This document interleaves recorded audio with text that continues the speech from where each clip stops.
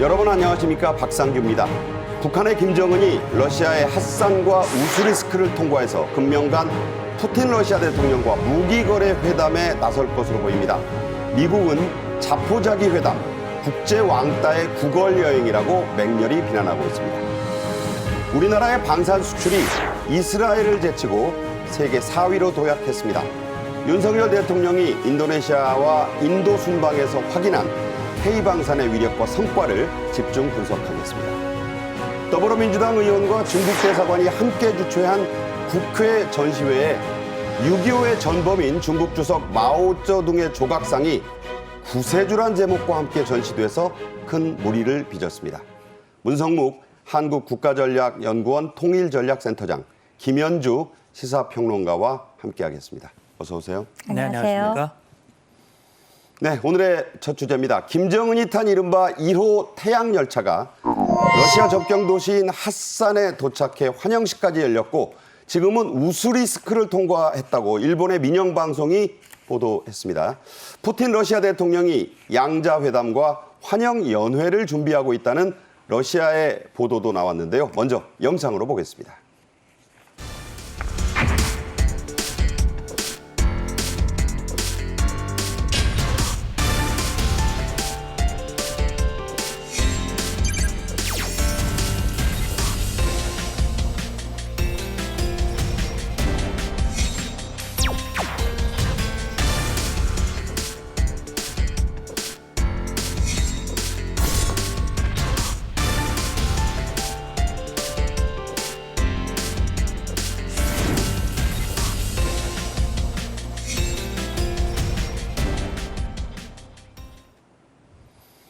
네, 일본의 민영방송인 TBS의 계열사인 JNN이 김정은이 9월 12일 오전에 핫산역에 도착해서 대대적인 환영식을 받았다. 그리고 방금 전에 나온 보도에는 핫산을 떠나 우스리스크를 통과해서 안으로 들어가고 있다. 이렇게 보도가 나왔습니다. 금명간 푸틴과 만나겠죠?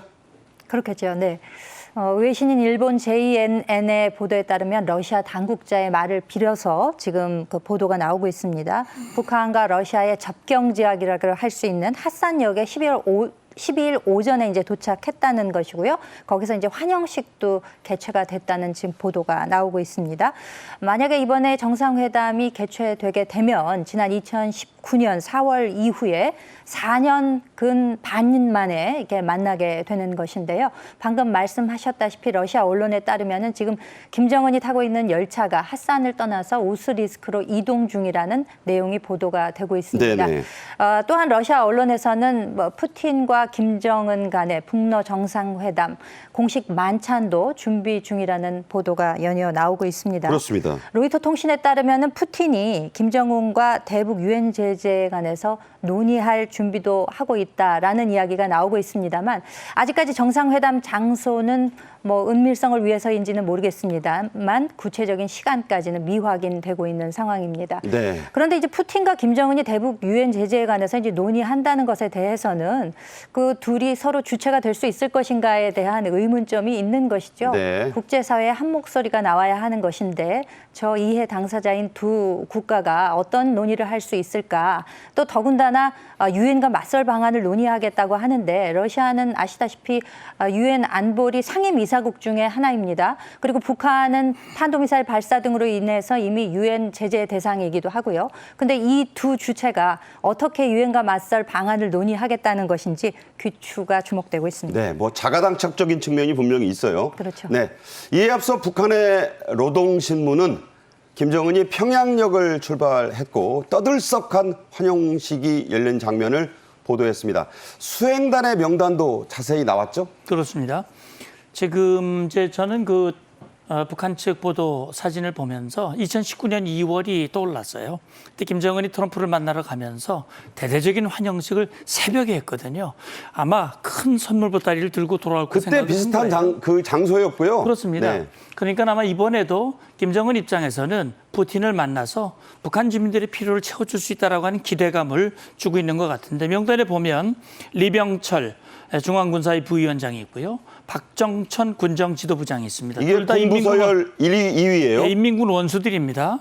그리고 최선희 외무상이 있고 박태성이 있고 김명식, 조충령 이 인원들이 다 북한의 주요 무기들, 재래식 무기, 그다음에 전략 무기, 정찰위성, 또 핵잠수함 다 연관된 인물들입니다. 네, 지금 말씀하셨다시피 이 박태성과 김명식, 조출룡 그리고 그 수행원들의 역할이 매우 주목이 되고 있습니다.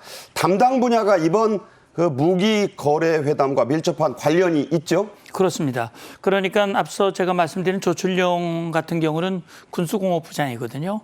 군수공업부장은 러시아가 필요로 하는 포탄이나 미사일이나 로켓을 만드는 주 담당자입니다. 그리고 지금 박태성은 우주과학기술위원회 위원장을 겸임하고 있고 강비서이면서 이제 위원장 겸임이에요. 그렇습니다. 그러니까 김정은이 2차례 실패했던 정찰위성, 또 우리 한미가 공동으로 분석해서 이건 이 군사 정찰위성으로서 이 능력이 성능이 안 된다라고 한 그것을 이번에 이제 보완하고 러시아로부터 도움을 받기 위한 네. 그 담당자라고 볼 수 있고요. 김명식 해군 사령관을 데려갔다고 하는 것은 최근에 김정은이 전술 핵 공격 잠수함을 공개를 했고 네. 앞으로 핵 추진 잠수함을 보유하겠다라고 공언을 했거든요. 사실 김명식은 그 임무를 수행할 인물입니다. 네. 그런 걸로 봤을 때 이번에 김정은이 대동한 수행 인원이 바로 이번 푸틴과의 만남이 군사협력을 위한 것이 주 의제다라는 것을 반증하는 그런 모습이라고 볼 수 있습니다. 당장은 조출룡 군수부장이 그 러시아가 원하는 북한의 그 재래식 포탄, 그렇습니다. 뭐 탄약 이런 걸 당장 줄 수 있는 담당자잖아요. 예, 최근에 김정은이 그 군수공장을 방문했고 그 방문할 때마다 조춘령이 계속 수행을 했습니다. 그리고 김정은이 계속 생산을 독려를 했거든요. 저는 이 인원을 보면서 그런 생각이 한편 들더라고요. 김정은이 지금 북한 주민들에게 곧 전쟁이 일어난다, 미군이 침략한다, 한국군이 침략한다 그러는데 이 군 지휘부를 대거 비워놓고 간다는 것은 결국 김정은이 말한 건 거짓말이다라는 네. 거를 보여준다. 저는 그런 생각도 들더라고요. 김여정은 노동신문 사진을 분석해 보면 나옵니다. 네. 한송식장에. 그런데 갔는지 태양호라는 그 열차에 탔는지는 확인이 안 됐는데 안 어떻게 되고 보세요? 있습니다. 그래서요, 김여정은 뭐 김정은이 우리 대한민국을 방문했을 때 또 미국을 싱가포르라든지 하노이 갔을 때 늘 김정은과 그림자 같이 따라다녔거든요. 요즘은 그 역할 현송월이가 대신하고 있어. 그래서 지금 김여정이 동행을 했는지 아닌지는 확실하지는 않은데 최근에 김여정의 행보를 보면 구체적인 나오진 않아요. 저는 그러나 김여정이 그동안 경험으로 봤을 때는 동행했을 가능성이 더 많지 않을까라는 추정을 해봅니다. 네. 앞서 보도된 핫산은 북한에서 러시아로 넘어가자마자 나오는 러시아의 최접경 도시입니다. 지금은 뭐 거길 떠나서 우스리스크 통과 중이라는 보도까지 나오고 있지만요. 이 핫산에 일반 주민들까지 나와서 김정은 환영식을 했다라는 그 일본 민영 방송의 보도가 있었는데 푸틴이 미리 아주 대대적으로 환영을 준비했다는 증거 아니겠습니까? 그렇게 볼 수 있겠죠. 일본 민영 방송인 JNN의 보도를 보면은 지금 김정은이 타고 있는 그 소위 녹색 방탄 열차라고 저 뒤에 있습니다. 태양 1호죠.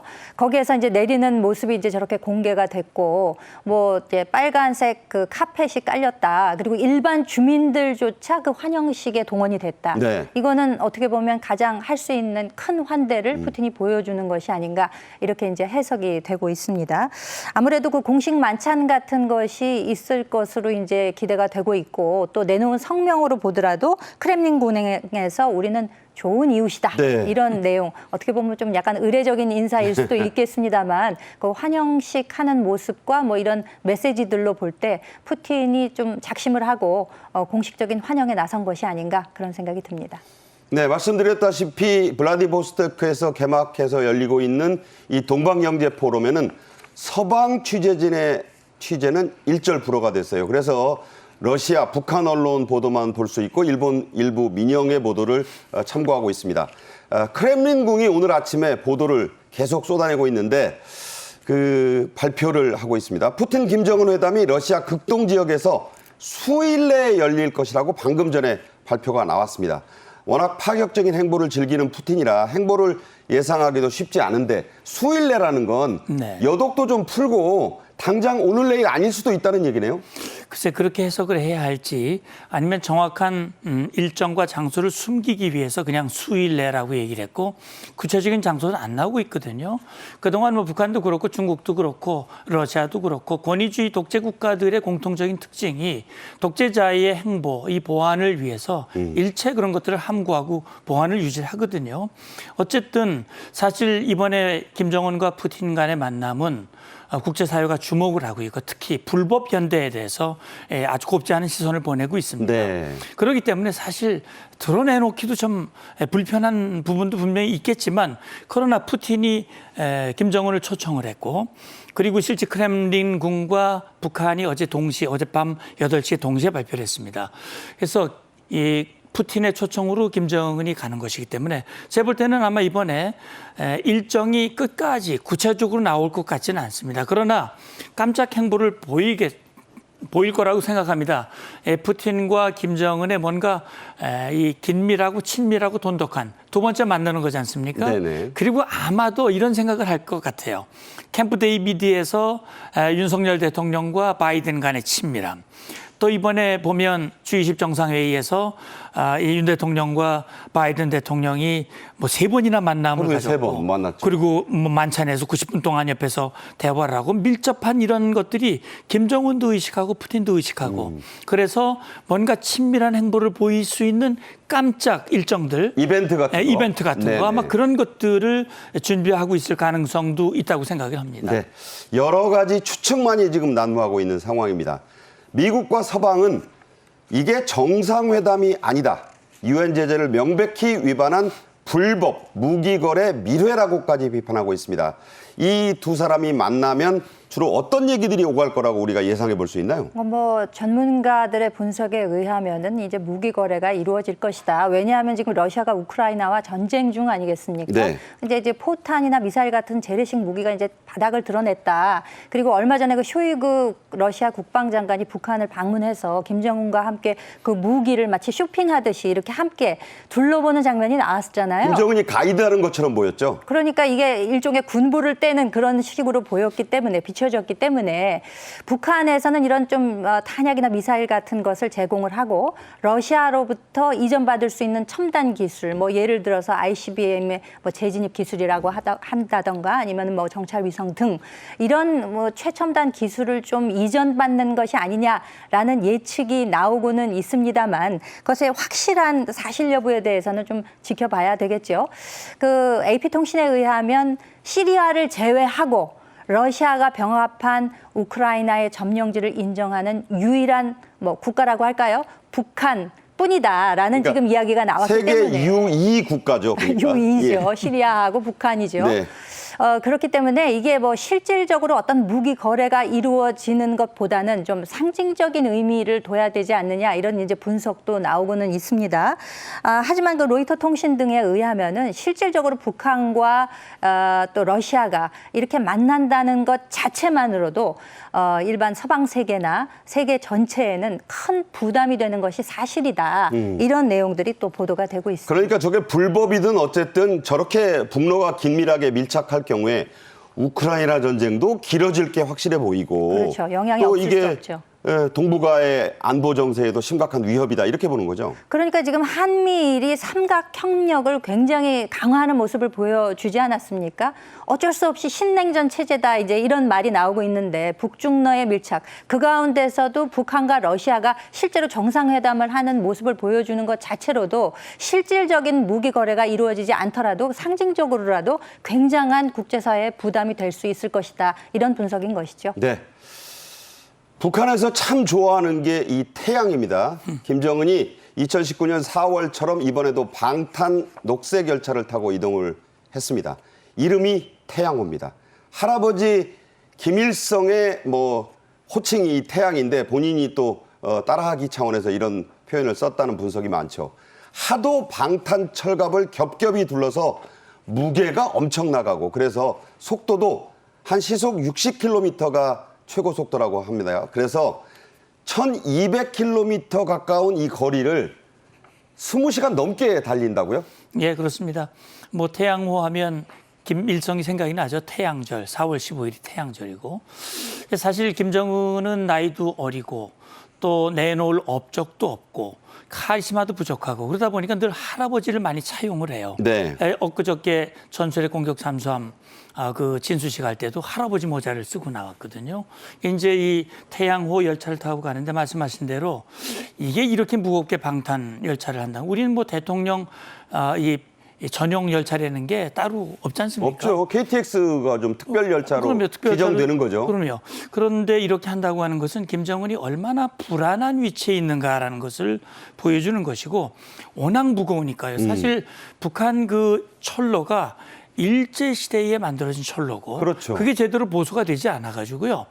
김정은 열차니까 그나마 60km로 달릴 수 있는 것이지 나머지 열차는 30km도 안 되는 그래서 사실 뭐 마라토너보다도 느리네요. 느린 거죠. 그러니까 뭐 평양에서 신우주 가는데 며칠 걸렸다 뭐 네. 이런 얘기가 나오는 거거든요. 전기 제공이 제대로 되질 않고 그러니까 이런 열차를 타고 가는데 결국은 지금 방탄 열차 엄청 무겁고요.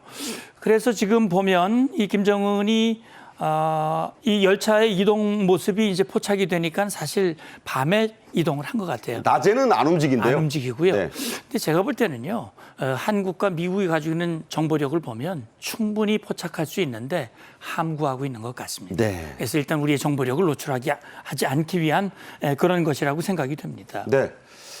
김정은이 탄 이 열차, 특별 열차 태양호가 러시아 핫산역에서 서너 시간 머물렀는데 이게 이제 환영식만 한 게 아니고 바퀴를 갈아 끼웠다는데 이건 무슨 얘기입니까? 그러니까 북한과 러시아가 쉽게 얘기하자면은 그 열차가 이제 호환이 되질 않는 거죠. 뭐 협궤, 광궤 이렇게 이야기를 하더라고요. 네네. 지금 저 노선이 쭉 나오고 있는데 10일 평양에서 이제 출발하게 되면 블라디보스토크까지 약 1,180km. 1,200km 안 돼요. 20km. 그렇죠. 소요 시간을 총 20시간 정도로 지금 예측을 하고 있는데 네네. 국경 바로 지나서 핫산역에서 이제 환영식도 하지만 그 사이에 그 바퀴를 바꾸는 시간이 필요하다는 것이죠. 한 네네. 서너 시간 정도 이 정도 소요가 돼서 다시금 출발해서 블라디보스토크에 이제 도착할 것으로 보이는데 네.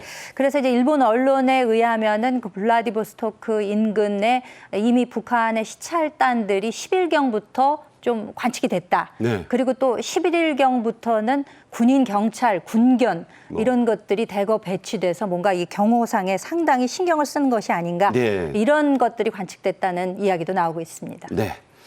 김일성 때부터 김씨 이 3대는 주로 열차를 이용해서 외국에 나갔습니다.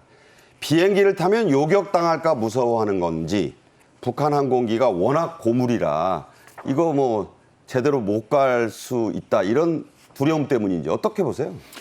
두 가지가 다 해당이 되는 것 같습니다. 그런데 이제 김정은의 아버지 김정일은 고소공포증이 있었다고 그래요. 그래서 비행기를 탄 적이 없어요. 네. 늘 열차로만 다녔고 그런데 김정은 같은 경우는 비행기 좋아하거든요. 직접 조종도 했고요. 원산에서 비행기 직접 조종도 하죠. 했고 네. 본인이 딸이엔 갈 때 비행기를 이용한 적도 있습니다. 그런데 대체로 이렇게 열차를 주로 이용하는 이유 중에 주 이유는 항공기가 변변치 않기 때문이라고 생각을 합니다. 전용기가 있긴 있습니다. 네. 그런데 이게 굉장히 오래됐어요. 한 50년 됐고 제대로 보수가 되질 않아가지고 이걸 타고 장거리 이동하기 어려운 거예요. 그래서 2018년 김정은이 싱가포르를 갈 때 비행기가 없어가지고 중국으로부터 비행기를 빌려서 그 비행기를 타고 간 적이 그랬었죠. 있었거든요. 네네. 근데 사실 1년 후 2019년 2월 하노이에서 회담할 땐 비행기 2번 빌리기는 좀 미안해서 그런지 열차를 타고 갔습니다.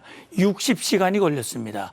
이 지도자가 바쁜데 60시간의 열차에서 그렇게 보낼 수 있는가 하는 게 의문인데 어쨌든 그렇게 하는 것은 결국 항공기가 워낙 오래됐기 때문에 위험하고 부담이 되고 그러니까 미사일 안 맞아도 날아가다 떨어질 수도 있다는 거예요. 그런 부분도 있고요. 그래서 어떻게 보면 상당히 열차가 오히려 더 안전하고 안락하고 그런 점에서 그냥 즐기면서 이동하는 것이 아닌가라는 생각도 듭니다. 네. 김정은이 타고 간 방탄 열차, 움직이는 집무실로도 불립니다. 방탄에 가장 중점을 뒀다. 아까도 말씀이 나왔지만 이게 왜 뭘 맞을까 두려운 거예요? 이제 보통 보면요, 열차 같은 경우 과거에 그 신의주 근처 용천역에서 폭발 사고가 있었습니다. 대폭발이 있었죠. 예, 그러니까 예를 들어 뭐 열차를 전복시키려면 철로에다가 폭탄을 시한폭탄 설치하고 터뜨리면 되거든요. 그러니까 그런 폭발 사고에도 열차가 부서지지 않고 안전하게 하기 위한 방탄, 바닥, 외벽 모두 방탄으로 한 겁니다. 그래서 이게 지도자의 어떤 안전, 이걸 제일 먼저 고려한 것이고, 그다음에 움직이는 지휘소라고 얘기를 하거든요. 이게 통신, 위성통신이라도 이런 것들이 되고, 그다음에 이제 스텔스 기능이 있어가지고 네. 그 레이더로부터 포착이 되지 않도록 하기 위한 그런 조치들도 했다는 얘기가 나옵니다. 네. 그리고 내부에 뭐 여러 가지 그 편의 시설들이 충분히 돼 있고 박격포 이런 것들도 준비가 돼 있다고. 그 안에 뭐 스텔스 기능 장비도 있고 그렇습니다. 뭐 위성 통신 장비도 있고 뭐 그렇다고 그래요. 예. 자, 방탄 열차 안은 도대체 어떻게 꾸며져 있을지 관심도 컸었죠. 2019년 4월에도 보도가 좀 나왔었는데 과거에 북한 매체들이 선전용으로 그 일부를 공개한 게 있죠. 그렇습니다. 작년 10월경에도 조선중앙통신의 그 기록 영화를 통해서 김정은의 모습이 공개가 되면서 우리 언론들도 그것을 많이 이제 보도를 한 바가 있었는데요. 말씀드렸다시피 김정은이 러시아에 타고 간 전용 열차, 이것은 정말 완벽한 요새처럼 움직이는 집무실이다. 이제 이런 평가를 받고 있는데 그 내부 모습에 대해서는 지난번 그 공개된 기록 영화를 보면 김정은이 그 반팔 셔츠, 뭐 소위 그 러닝 셔츠라고 흔히 불리우는 예, 저거예요. 네, 네네. 그 편한 복장으로 입고 저 테이블 위에는 보면은 이제 평상시에 담배를 많이 피기 때문에 뭐 재떨이 성냥 이런 것들도 보였고 또 뭐 옥수수 종자에 관해서 이야기를 한다 그래서 옥수수 식물도 옆에 있는 것 그런 모습까지 이제 관측이 되곤 했었는데 한 러시아 외교관 출신이 기고문에 올린 거를 보니까요. 네네. 그 전용 열차 내부에는 정말 그 회의 칸이 있고 침실 칸이 있고 또 그 보좌하는 사람들 타는 데가 있고 식당 칸도 있고 이렇게 편리하게 돼 있으니까 물론 시간이 많이 걸리기는 하지만 김정은 입장에서는 뭐 방탄 기능 플러스 여러 가지 편의면에서 볼 때 전용 열차에서 본인은 불편함이 없지 않나 네. 그런 생각을 해봅니다. 네. 미국의 반응이 아주 강경합니다. 미 국무부는 북한과 러시아의 무기 불법 거래가 확인되면 명백한 유엔 안보리 제재 위반이라고 했습니다. 그래서 추가 제재에 나서겠다 이런 뜻을 분명히 했죠. 예, 뭐 여러 복수의 결의안의 위반입니다. 우선 북한과 무기 거래는 못하도록 돼 있죠. 유엔 안보리가 명백히 이 제재를 결의해 놓고 있고요. 그 제재 결의에는 러시아와 중국도 이미 다 동의했던 그런 네. 결의안입니다. 그리고 작년에 러시아가 우크라이나를 불법 침공한 것도 유엔 안보리가 불법으로 규정을 했고 그 러시아를 지원하는 것도 불법으로 규정을 네, 하고 네. 있습니다. 그렇기 때문에 미국 입장에서는 이 불법적인 거래가 이루어져서는 안 된다라고 하는 것을 강조하고 있거든요. NSC도 그렇고 국무부도 그렇고 그러면서 미국이 강조하는 것은 북한이 작년에 이 북한의 무기 거래 문제를 제기했을 때 북한이 그런 얘기했습니다. 우리는 러시아와 무기 거래를 한 적도 없고 앞으로도 안 할 것이다 라고 얘기한 그 약속을 지켜라 라고 얘기를 했고요. 만약에 이번에 무기 거래 미략이 행동으로 옮겨진다면 이 깐깐하게 모니터링을 하겠다. 왜냐하면 이게 이루어진다면 북한 무기가 우크라이나 국민을 살해하는 무기가 되는 거거든요. 네네. 그런 거기 때문에 미국뿐만이 아니라 전 세계, 특히 서방 세계가 주목을 하고 있습니다. 그래서 러시아를 지원하는 모든 거에 대해서는 공격적으로 제재를 가해왔다. 따라서 이번 만에 그것이 포착이 된다면 주저없이 제재를 가하겠다고 그랬거든요. 제가 볼 때는 아마 북한과 러시아가 그런 각오를 해야 된다고 생각을 합니다. 네. 재밌는 표현이 푸틴이 지금 국제적인 왕따, 영어로 퍼라이어라고 합니다만은 국제 왕따가 된 푸틴이 자기 영토를 동서로 길게 가로지르는 백잉, 구걸 여행에 나선 것이다. 이런 표현을 썼는데 어떻게 보세요? 실제 지금 푸틴이 김정은에게까지 저렇게 손을 내밀 수밖에 없는 상황이 됐다고 하는 것은 원래 우크라이나 침공하고 수일 내 또는 한 달 이내에 모든 전쟁을 끝내고 우크라이나를 완전히 장악을 해서 이 러시아의 이 동쪽 동진을 꿈을 꾸었지 않습니까? 이 실패하고 1년 6개월이 넘어가고 네네. 있거든요.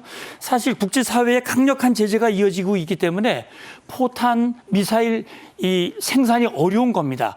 그만큼 국제사회의 제재가 그만큼 효력을 발휘하고 있다고 하는 것이 지금 푸틴의 행보에서 입증이 되고 있다라고 하는 것이 미국의 판단이고요. 그러니까 지금 푸틴이 북한 전 세계에서 왕따 아닙니까? 그렇죠. 푸틴도 왕따고 동병상련하면서 왕따끼리 지금 만나서 어떻게 보면 이게 뭐 하소연서로 하는 것이 아닌가라는 생각이 들고요. 저는 이게 미국의 자포자기 회담이라고 얘기를 했는데 이것이 눈앞의 이익을 위해서 만날는지는 모르지만 진 안목에서 볼 때는 북한과 러시아에게 이게 득이 아니라 독이 될 가능성이 훨씬 많다라는 경고를 전 하고 싶습니다. 네, 지금 문성복 센터장 말씀대로 그 말을 한 사람은 카멀라 해리스 미국 부통령입니다. 이번 회담, 자포자기 회담이라는 표현을 썼습니다. 자, 왜 이런 표현까지 나왔을까요? 카멀라 해리스 미국 부통령이 10일 미국의 그 CBS 언론에 출연을 해서 직접 그런 내용을 발표를 했습니다. 그러니까 어떻게 보면은 북러 모두 까기 모드에서 얘기를 한 것이 아닌가 이제 그런 네. 생각이 드는데요. 북러 회담 자체가 일종의 자포자기 행위다. 그러니까 러시아는 이미 매우 절박한 상태이고 전략적 실패를 한 거나 다름없다. 그런데 북러 회담을 하게 된다면 이것은 자포자기 행위에 다름없다라는 이야기인 것이고 우리나라를 포함해서 서방 세계 그러니까 가치를 중요시하는 민주 진영에서는 정말 이 동맹끼리 굉장한 우려를 표시할 수밖에 없다. 이런 입장을 표명을 한 것이지요. 네네. 그리고 미국의 입장은 일관됩니다. 그 북한의 비핵화, 완전한 비핵화 네. 이것에 대해서는 한치도 다른 목소리를 낸 적이 없기 때문에 이에 대한 일관된 입장을 이야기하는 것이고 그렇기 때문에 김정은과 푸틴이 이제 회담을 하게 되는 것 그 자체가 큰 실수가 될 것이라는 경고의 목소리를 높인 것이죠. 네. 자, 이제 계속해서 속보가 나올 겁니다. 어디서 만나서 무슨 얘기를 나눌지 저희가 계속 추적해서 보도해 드리겠습니다. 다음 주제로 넘어가죠. 작년 2022년 우리 K방산 수출액이 173억 달러를 기록했는데 이게 사상 최대액입니다. 이스라엘의 무기 수출액 100억 달러를 넘어서 세계 4위로 도약했습니다. 세계 4대 무기 수출국이 우리가 된 겁니다. 과거엔 정말 상상하기도 힘들었던 일대 사건인데 자, 그래프를 보면 참 놀라워요. 아주 뭐 그 각도가 굉장히 꺾여서 올라갔죠. 네. 정말 상상하지 못했던 일이 일어난 것 같습니다. 사실 이스라엘이라고 하면은 자국에서 생산하는 무기의 75%를 이제 수출을 하기 때문에 우리가 만약에 K방산 수출에 역점을 두게 된다면은 정말 저 이스라엘을 우리의 롤 모델로 네. 삼아야 된다. 그렇지만 넘사벽이다. 네. 이제 이런 평가를 하고 있었는데 그 이스라엘을 누른 거예요. 그러니까요. 그러니까 이거 뭐 정말 일대 사건이라고 할 수밖에 없는 것이고 작년에 173억 달러 수주를 해서 그야말로 대박이 이제 난 건데 올 1분기만 하더라도 역대급 지금 실적이 나왔기 때문에 더 기대감을 이제 크게 하는 거죠. 세계로 비상한다는 표현이 전혀 과하지 않은 우리 그 방산 수출 비중의 2배 넘게 이제 늘었다는 것입니다. 그렇기 때문에 앞으로 이제 더 기대가 큰 것이고 실제로 그 방산 수출이 뭐 4위라고 합니다만 국제 무기 이전 동향을 살피는 국제 연구소가 있습니다. 네네. 스톡홀름의 그 시프리라고 하는 세계 국제 평화 연구소가 있는데 네네. 여기에서도 보면 이스라엘을 우리가 눌렀어요. 이스라엘이 10인데 우리가 이제 9위로 올라섰거든요. 사건이에요. 그러니까 예. 참 대단한 거고 어떻게 보면 앞으로 이제 우주 또 반도체 이런 것을 넘어서서 그 K방산이 큰 성장을 할 수 있지 않을까 하는 큰 기대를 모으게 하는 장면입니다. 네, 6.25 때 무기가 없어서 미군 무기를 빌려서 쏘다가 그 무기가 안 나가서 숨져갔던 그 선열들을 생각하면 참 격세지감 그 자체인데요. 우리 정부는 올해 방산 수출 목표를 지난해보다 많은 200억 달러로 높여 잡았습니다. 뭐 거뜬히 달성이 가능하다고 보고 있죠. 그렇습니다. 이제 뭐 자료에서 보시면은 아시겠습니다만 지금 금년에 이제 목표가 200억 달러인데 지금 폴란드의 2차 금년의 이행 계약을 보면 200억에서 300억 달러예요. 이것만 해도 벌써 금년 목표를 너끈히 넘는 거거든요. 네, 뭐 당장은 아니지만 총액이 그렇죠. 그렇습니다. 그리고 말레이시아의 또 FA50 18대 이것도 9억 달러입니다. 훈련기 저게 또 한 10억 달러 그렇습니다. 가까이 되고요. 그럼요. 그다음에 이제 호주의 레드백 장갑차가 이게 이제 이미 성사가 됐어요. 이것도 원래는 뭐 5조 원 이상이었지만 호주가 핵 추진 잠수함을 추진하면서 예산을 전용함으로써 그래도 한 1조. 그럼요. 1조라고 몇천억 되는 거죠? 그럼요. 그렇습니다. 그다음에 이제 이집트와 지금 추진하고 있는 FA50 2조 원. 또 중동의 뭐 천국 요격 미사일을 포함해서 다연장 이것도 60억 달러가 됩니다. 이게 뭐 다 성사된 건 아닙니다만 네. 이렇게 이것이 다 이루어진다면 200달러 이상이 충분히 되는 것이고 사실 우리가 수출 여러 가지 역조 현상 때문에 굉장히 어렵지 않습니까? 여러 분야의 반도체도 어렵고 하지만 이 방산 이렇게 이 기대 이상으로 성과가 나는 것은 그동안 우리 선배들이 많은 노력이 있었고 사실 어떻게 보면 좀 역설적인 얘기지만 이 푸틴의 우크라이나 침공이 어떻게 보면 우리의 방산의 호재 또 기회가 되는 측면도 있다라고 하는 점도 주목이 됩니다. 그렇군요. 말씀하신 대로 그 우크라이나 전쟁이 가져온 방산 특수의 진원지 그 관문이 바로 폴란드입니다. 조만간 우리나라는 폴란드와 최대 330억 달러, 우리 돈으로 약 43조 원에 이를 것으로 예상되는 K방산 수출 계약, 바로 눈앞에 두고 있죠? 그렇습니다. 그 폴란드가 우크라이나 바로 옆에 있기 때문에 어떻게 보면 그런 계기가 더 됐다고 생각이 되는데 폴란드에 작년에 이제 무기 계약, 방산 계약을 한 다음에 4개월 만에 초도 물량이 작년 연말에 폴란드로 넘어갔거든요. 그렇죠. 그때 보면 안제이 두다 폴란드 대통령이 그 인도식 하는데 직접 나왔어요. 네. 그렇기 때문에 어느 정도 우리나라 방산의 기대감이 큰가 이것을 이제 알 수 있는 그 장면이라고도 할 수 있는데 대통령이 항구에 영정 남은 것이 뭐 사람이 아니고 무기입니다. 그렇죠. 네. 그러니까 얼마 전에 그 폴란드에서 이제 국제 방산 전시회가 열렸었는데 이 역시 그 대통령이 우리 한국 부스에 찾아와 가지고 굉장히 큰 관심을 보였다고 하는 겁니다. 네. 한국관이죠. 이른바 한국 무기관. 그렇죠. 네. 그러니까 가성비가 좋다. 그리고 무엇보다 약속을 지킨다.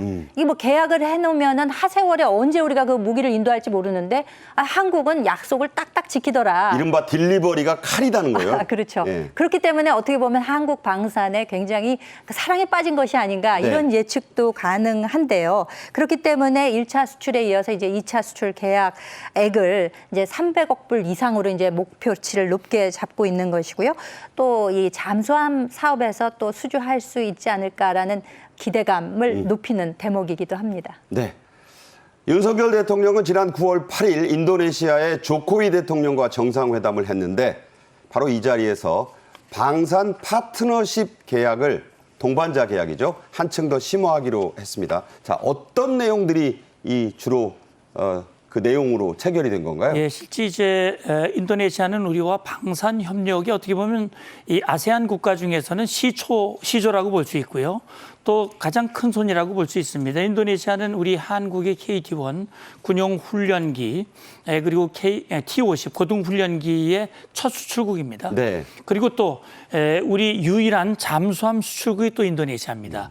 그런데 이제 인도네시아와 지금 우리는 그 KF-21 보라매라고 그러죠. 그렇죠. KF-X 이 사업을 2015년부터 2026년까지 8조 원대의 이 사업을 인도네시아와 공동으로 네, 개발을 지금 하고 있습니다.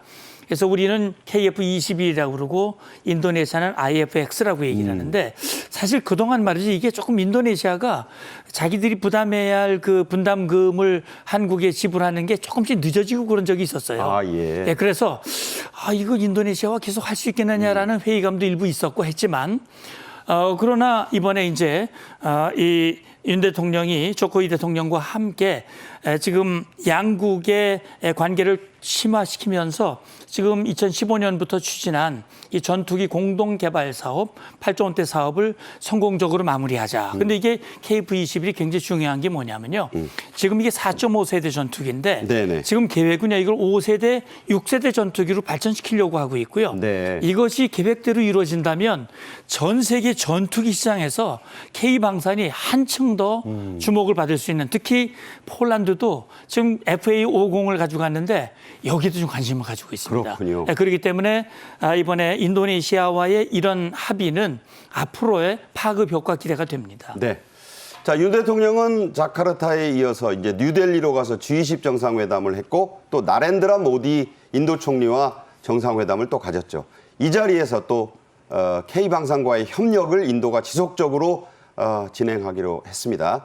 인도는 특히 이 K9 자주포의 그 아주 애용국인데 백문이 있어요. 그런데 백문을 더 주문을 했죠. 추가 주문이 들어온 것 같습니다. 이번에 G20 뉴델리에서 이제 정상회의가 열렸었는데 이제 모디 총리와 함께 K9 자주포 등 방산 산업에서의 협력을 확대하기로 했습니다. 거기에는 이제 자주 대공포 차세대 잠수함 프로젝트 이런 것들에 굉장히 관심을 가지고 있다고 해요. 앞으로 큰 협력이 이루어질 것을 이제 기대하고 있는데 네네. 사실은 인도가 얼마 전에 그 무인 우주선을 달 남극에 전 세계 최초로 그렇습니다. 착륙시키지 않았습니까? 네네. 그리고 인도에는 정말 브레인들이 많습니다. 또 특히 수학하면은 인도가 굉장히 발전되어 있잖아요. 세계 최고죠, 사실. 미국에서의 두뇌는. 핵심 두뇌들도 인도 인력이 상당히 많기 때문에 앞으로 이런 분야에 있어서 굉장히 협력해 나가야 할 부분들이 많지 않을까 큰 기대감을 가지게 됩니다. 네. 작년에 우리나라 무기 수출 실적 앞서도 말씀드렸습니다만 이스라엘을 앞섰는데 이게 앞선 정도가 아니라 이스라엘과 튀르키예 여기도 무기 강국입니다. 합친 것보다 우리가 더 많았다. 자, 이 얘기는 단순한 사강이 아니라는 얘기예요. 그렇습니다. 앞서 무기 이 순위를 이스라엘을 앞섰다고 말씀을 해주셨는데 지금 보면 이제 세계 무기 주요 수출국이 여기 나오지 않습니까? 그러니까 미국에도 우리가 128억 달러를 팔았어요. 네, 그렇습니다. 우리 지금 미국의 이게 이제 보면 미국의 총 수출 실적이 2천억 달러가 넘지 않습니까? 세계에서 가장 큰 선이고요. 지금 미국이 판 무기들이 쭉 나옵니다. 우리가 구입한 무기도 나오죠, 여기에. 네. 그다음에 한국이 173억 달러입니다. 폴란드의 K2 FA50 경공격기 124억 달러. 이집트 이게 나오고요. 근데 이스라엘이 폴란드 무인기 레이더를 파는데 110억 달러고요. 튀르키예는 무인기가 강합니다. 네. 우크라이나에 무인기를 팔았는데 43억 달러거든요. 이스라엘 튀르키예를 합쳐보면 합쳐도 153억 불이에요. 네, 153억 불이니까 20억 달러가 우리가 더 많은 거거든요. 4, 5위를 합친 것보다 우리가 5, 6위를 합친 것보다 많아요. 보다 많습니다. 그래서 한국이 전 세계 지난 5년간 방산 수출 증가율을 보면 세계 1위입니다. 그리고 2018년 이후 2022년까지 수출 시장의 점유율이 2.4%로서 증가가 74% 늘었다는 얘기예요. 그만큼 이 증가율이 전 세계에서 놀라운 신화적인 그런 실적을 보이고 있습니다. 네. 자, 이렇게 되니까 국내 방위산업체들 그리고 관련 대학과 학과들 고등학교까지 아주 그 웃음이 만발했다고 합니다. 하반기에 대규모 공개 채용까지 실시한다는데 이 취업 시장까지 끌어올리는 셈이에요. 그렇죠. 그러니까 이제 인력 수요가 증가할 수밖에 없죠. 이렇게 물량이 많이 수출을 해야 되니까 거기에 결국 인력이 들어가야 되는 거 아니겠습니까? 특히 우리 20대 청년들이 정말 취직에 어려움 겪은 게 어제 오늘의 이야기가 아니기 때문에 특히 이런 좋은 일자리를 양성해낸다는 차원에서도 우리 방산 기업들이 수출 잭팟을 이뤄내는 게 또 큰 효과가 있다고 생각이 됩니다. 우주 산업 분야뿐만 아니라 반도체 인력 부족하다 이런 이야기들 많이 했었는데 이제 지금은 방산업체의 수요가 굉장히 증가를 하고 있습니다. 하나 에어로스페이스 그리고 한국 항공우주산업이죠. 카이, 예. LIG 넥스원, 현대 로템 이렇게 큰 회사들이 신입사원은 물론이고 경력 사원에 이르기까지 공채를 지금 진행한다고 하는데 하반기에 이제 집중돼 제가 찾아보니까 연봉이 뭐 대기업보다도 많은 곳들이 많더라고요. 그러니까 이제 양질의 일자리를 이렇게 많이 만들어낸다는 차원에서도 정말 반가운 소식이 아닐 수 없습니다. 네. 자, 이런 중에 좀 들으시면 황당한 이런 뉴스도 들어와 있습니다. 더불어민주당 김민철 의원실 의정부 의리 지역구인데요. 주한 중국 대사관이 함께 주관한 국회 전시회가 있었는데 여기에 6.25의 전범인 마오쩌둥, 모택동의 조각상이 전시가 됐습니다. 그럴 수도 있다 싶은 분들도 있는데 제목이 또 황당해요. 구세주란 한자 제목까지 붙어 있습니다. 자, 이 구세주란 무슨 말인가요, 도대체? 예, 저도 참 너무나 황당한데요. 모택동 그러면 뭐 지금 중국 공산당의 시조였고요. 이 지금 보시는 이 사진인데요. 이 조각 도예품입니다. 9월 11일 날 국회에 실제로 전시된 사진이에요. 예, 모택동은 지금 북한군의 주축인 인원들을 제공한 인물입니다. 저게 좀 작가의 이름입니다. 예. 예, 중국인. 네. 그런데 이 모택동은 사실 뭐 구세주라고 얘기한 것은 사실 6.25 전쟁에서 인천 상륙작전 이후에 우리가 북진을 해서 사실 10월에 국군 육사단이 초산, 압록강까지 진격을 했었고요. 통일을 목전에 두고 있었어요.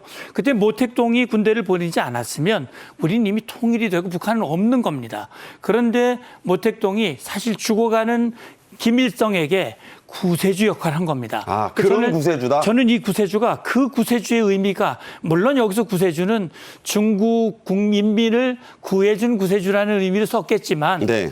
우리가 해석할 때는 김일성에게 구세주고 그럼 우리에게는 정말 철천지 원수가 되는 것인데 이것을 대한민국 국회에 전시했다고 하는 것은 이건 도저히 납득할 수 없는 일이다라는 생각이 듭니다. 네. 자, 민주당 안에서도 이 전시회와 저 모택동 조각상 그리고 구세주 팻말에 대해서 자, 이거 좀 심한 거 아니냐 이런 우려의 목소리가 나왔다고 해요. 그래서 김민철 의원실이 결국 철거를 할 거다, 철거하겠다 이렇게 밝혔다고 하는데 자, 이 논란을 어떻게 봐야 됩니까? 철거해야 마땅하고 당초에 열었으면 안 됐죠. 그런 내용을 잘 파악해 봐야 되지 않겠습니까? 이제 의원회관 가운데 가면은 이렇게 좀 넓은 공간이 있어가지고 거기서 이제 전시회가 열리기도 하는데 방금 문 원장님께서도 말씀하셨다시피 우리가 동족상잔의 비극이라고 하는 6.25 전쟁에서 중공의 인해 전술이 아니었으면은 지금 뭐 정말 어떻게 통일조국이 되어 있을지도 모르는 상황에서 네. 그러니까 전범이라고 할 수가 있는 거거든요. 그러니까 최근에 그 정율성 기념공원 때문에도 상당한 논란이 있지 않습니까? 그렇죠. 그 정율성의 뭐 생가라고 하는 곳에 가면 뭐 거기도 항미 원조라는 표현이 되어 있다고 하는데 네네. 그건 철저히 중국, 북한의 입장에서 이제 그렇게 부르는 것 아니겠습니까? 그렇죠. 그러니까 이것도 지금 이 전시회도 마찬가지 내용이라고 할 수 있는 거거든요. 어떻게 보면 우리 유엔군이나 한국군이 제일 많이 사망하게 된 원인을 제공한 것도 저런 인해 전술 때문이었는데 네네. 그런 역사를 뒤로 하고 이런 전시를 했다는 것은 정말 부적절하다는 표현도 아깝습니다. 저는 그렇게 보기 때문에 철거가 마땅하지만 왜 진작에 이런 것을 기획하고 또 실행에 옮겼어야 하는가 비판하지 않을 수가 없습니다. 그러니까 저 구세주란 팻말이 쓰여 있는 거를 못 봤거나 보더라도 별 문제가 없다고 넘어갔다고 봐야 되는 거 아니에요? 저는 그런 생각이 듭니다. 그래서 뭐 이거 뭐 예술품인데 뭐 그럴 수도 있지 않나라는 생각도 들고 뭐 한중 수교 기념하는 거니까 이거 가지고 뭐 시비를 걸 대상이 아니라는 생각을 했을 가능성도 있습니다. 네. 자, 논란이 일어나서 철거가 됐다는 소식까지 전해드렸고요. 오늘의 마지막 소식입니다. 윤석열 대통령이 9월 11일 귀국해서 일부 부처 장관의 교체 인사를 검토 중인 것으로 알려졌습니다. 이종섭 국방부 장관은 사의를 표명을 했습니다만 개각 대상이 지금 검토되고 있습니다. 먼저 문화체육관광부, 국방부, 여성가족부 이렇게 지금 교체 대상으로 검토가 되고 있는데요. 자, 교체 이유가 뭔가요? 예, 제가 알고 있기로는 뭐 그동안 이제 문제가 좀 됐었죠. 예를 들어서 뭐 여성가족부 같은 경우는 잼버리 대회 문제가 있었고요. 국방부 장관 같은 경우는 최근에 해병 병사 이제 순직 사고라든지 또 무인기 사건 그 이후에 여러 가지 그 문제점들이 정쟁의 대상이 됐었고 아마 이러저러한 그런 문제들을 놓고 지금 교체를 검토해오지 않느냐 이런 생각을 합니다. 네. 자, 거론된 개각 대상 장관 후보들을 한 번씩 다뤄보도록 하겠습니다. 먼저 문화체육관광부 장관 후보자입니다. 검토 후보자로 유인촌 대통령실 문화체육특별보좌관이 거론되고 있는데 아시는 대로 유명한 뭐 연극인이자 탤런트입니다. 잘 아시는 분입니다. 그리고 이명박 정부 때 초대 문체부 장관으로 3년을 재직했고 지금은 윤석열 대통령실의 문화특별 보좌관으로 있습니다. 뭐 작품들은 뭐 유명한 작품 많죠. 전원일기의 그 회장님 댁 둘째 아들 연기했고 야망의 세월, 파우스트. 최근에 또 파우스트라는 그 연극에서 또 아주 연극 배우로서의 모습을 유감없이 보여준 바 있지요. 두 번째 후보도 보겠습니다. 이종섭 국방부 장관이 사의를 표명했는데 그와 관계없이 국방부 장관 후보로는 신원식 국민의힘 의원이 거론되고 있는데 어떤 분입니까? 삼성 장군 출신이죠. 지금 제21대 국방위원회 국회 운영위원회에 참여하고 있고 그렇기 때문에 지금 이종섭 국방장관의 후임으로 대통령실에서는 어느 정도 물망에 오르고 있다라고 이야기를 하고 있습니다만 지금 민주당 측에서 국방장관에 대한 탄핵 소추를 뭐 하겠다 이런 이야기가 그렇죠. 나오고 있기 때문에 네. 그렇게 되면 이제 해임이 자유롭지 않게 됩니다. 그래서 이거는 조금 지켜봐야 하겠습니다만 어쨌든 대통령실에서 나오는 이야기로는 신원식 국민의힘 의원을 지금 하마평에 올리고 있다라는 이야기가 나오고 있고 여성가족부 장관의 경우에는 김현숙 현 장관을 대신해서 김행 장관을 지금 염두에 두고 있는 것으로 알려져 있습니다. 네, 말씀드린 대로 김현숙 여성가족부 장관 후임으로 검토되는 인물은 김행 전 국민의힘 비상대책위원입니다. 자, 어떤 분이죠? 예, 이 지금 비상대책위원은 지금 뭐 보시다시피 대통령실 홍보수석실 대변인도 했고요. 양성평등교육진흥원장도 했습니다. 그렇다면 여성가족부 장관으로서 수행할 수 있는 그런 경험들을 가지고 있다고 생각이 되고요. 지금 국민의힘 비상대책위원으로 임무를 수행을 하고 있는데 어쨌든 지금 얘기로는 장관 임명을 하지 않고 그냥 공석으로 둔다라는 그런 뉴스도 제가 봤거든요. 어떤 결정이 내릴지는 좀 지켜봐야 될 것 같습니다. 네, 말씀드린 대로 국방부 장관에 대한 민주당 측의 탄핵 소추안 발의 또 여러 가지 정치적 상황이 맞물려 있어서 아직은 유동적인 상황이다. 이런 말씀을 드리겠습니다. 문성묵 한국국가전략연구원 통일전략센터장 김현주 시사평론가와 말씀 나눴습니다. 잘 들었습니다. 감사합니다. 네. 오늘 저희 정책인 이슈가 준비한 소식은 여기까지입니다. 시청해 주신 여러분 감사합니다.